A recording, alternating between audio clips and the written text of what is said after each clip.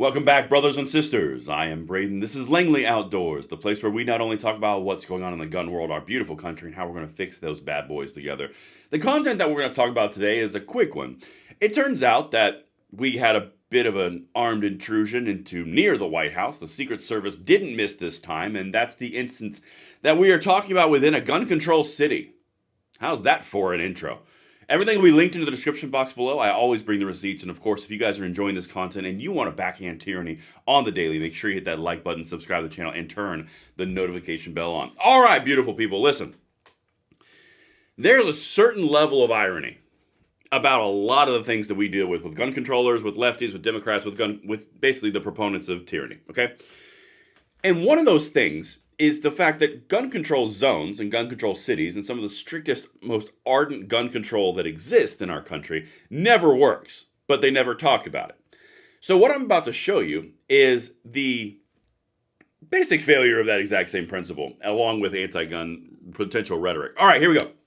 So in DC, it's very difficult to get a gun. I mean, to actually carry one and to abide by all the rules and laws in Washington, D.C., it's not an easy venture. So, let me walk you through this story and show you how gun control zones failed again, but also what happens when you kind of announce you're going to go to the White House with a firearm and you have suicidal tendencies. All right, check this out. Secret Service shot armed man in confrontation near the White House. Now, again, I'm going to show you two sources because it's important that I show you two. Here's what they're saying. An armed adult man was shot by the U.S. Secret Service personnel on Sunday morning outside the White House. So that was this morning. The agency announced shortly after the incident. President Donald Trump was not at the White House Sunday morning. According to Secret Service Chief of Communications Anthony Guglielmi, I can't say his name right, I'll show you what he said. United States Secret Service received information about a suicidal individual who was traveling to D.C. from Indiana. So we're going across the country, suicidal, and you have the idea that you're armed and you're going to the White House. Yeah, you guys can see where this is going to go. Guglielmi, there we go, said in a statement that the United States Secret Service members saw a person matching the description near the White House and found their parked car. So they were on the lookout for the car, they were on the lookout for the individual, and they found him and then went and confronted them. It sounds like there was something a little bit deeper than just a suicidal individual. It sounds like there may or may not have been threats involved. I don't know that. But I'm just telling you, for them to be on the lookout for that, they typically don't say, oh, there's someone coming from Indiana to D.C. and they're suicidal, so we're going to be on watch out for them. No, typically, there's something else there. But anyway, we are dealing with stuff that we don't hear all the information on. As officers approached, the individual brandished a firearm and an armed confrontation ensued, during which shots were fired by our personnel. That's the Secret Service chief. The person was taken to the hospital and its condition remains unknown. The U.S. Secret Service said there were no injuries to members of the personnel. See, now this is the way that I would expect these things to read. I wouldn't expect them to read like we saw in the, second assassination attempt where they fired 5 rounds from 4 feet away and they missed. This is kind of what I more expected to say. No injuries on the good guy's side, no injuries on any of the civilians, and only injuries on the baddie. I don't know. That's just, call me a traditionalist. Anyway, let's keep going. The U.S. Secret Service said there were no injuries to members of personnel, as I mentioned. D.C. Metropolitan Police's Internal Affairs Division Force Investigations Team will lead the investigation into the incident, the Secret Service guy said, as they are primarily the agency responsible for officer-involved shootings in the District of Columbia. So they're getting IAB involved for a Secret Service shooting.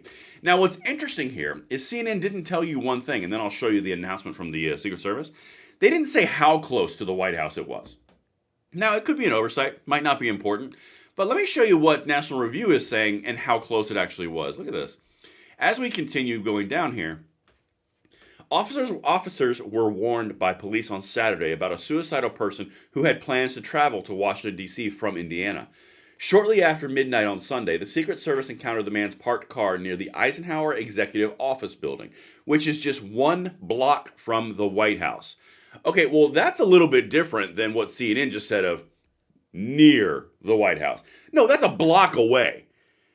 Now, what are we not being told? I don't know what we're not being told, but it does seem, and you guys can let me know what you think in the comments field below if I'm over this, over the target on this.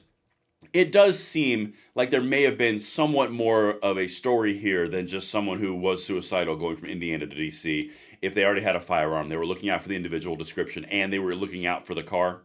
And then they approached it with, armed individuals, and there was a shooting that ensued. It sounds a little bit more to the story there than we're being told. But you know what?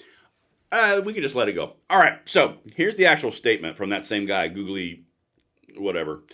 Secret Service Uniform Division Chief Michael Buck provided an on-scene media briefing. Our preliminary statement is below. The D.C. police will lead the investigation. We talked about that. Here's the actual statement. Statement on March 9th, officer-involved shooting. On Sunday, March 9th, an adult male was shot by the U.S. Secret Service personnel following an armed confrontation with law enforcement in Washington, D.C. Earlier on Saturday, local police shared information about a suicidal individual who may be traveling to Washington, D.C. from Indiana. Around midnight, members of the Secret Service encountered the individual's parked vehicle near 17th and F Streets Northwest. They also saw an individual on foot matching the description nearby. Okay, again, there's something not checking out with why they were so on edge about someone who was suicidal. It doesn't say anything else about why they were on the lookout for him. Doesn't say anything of that nature. But they're going from Indiana to DC. Again, I'm not trying to say. I'm just saying. As officers approached, the individual brandished a firearm and an armed confrontation ensued, during which shots were fired by our personnel. The suspect was transported to an area hospital and his condition is unknown. There were no reported injuries to Secret Service personnel. The incident is under investigation by the Metro Police Department Internal Affairs Division Force Investigations Team, which investigates all law enforcement officer-involved shooting in the District of Columbia. Again, a massive gun control zone, which also has red flag laws. I mean, in this case, it doesn't really apply, but I just felt like it needed to be said. So, guys, what we have here is probably being told half the story, but in the end, Secret Service didn't miss this time.